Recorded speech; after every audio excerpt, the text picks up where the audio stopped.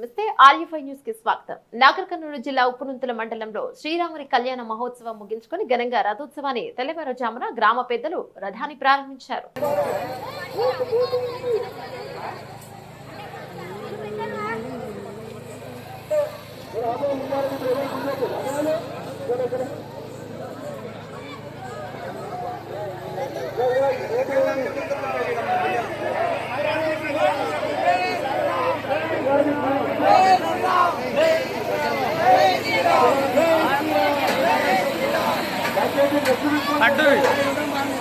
పండు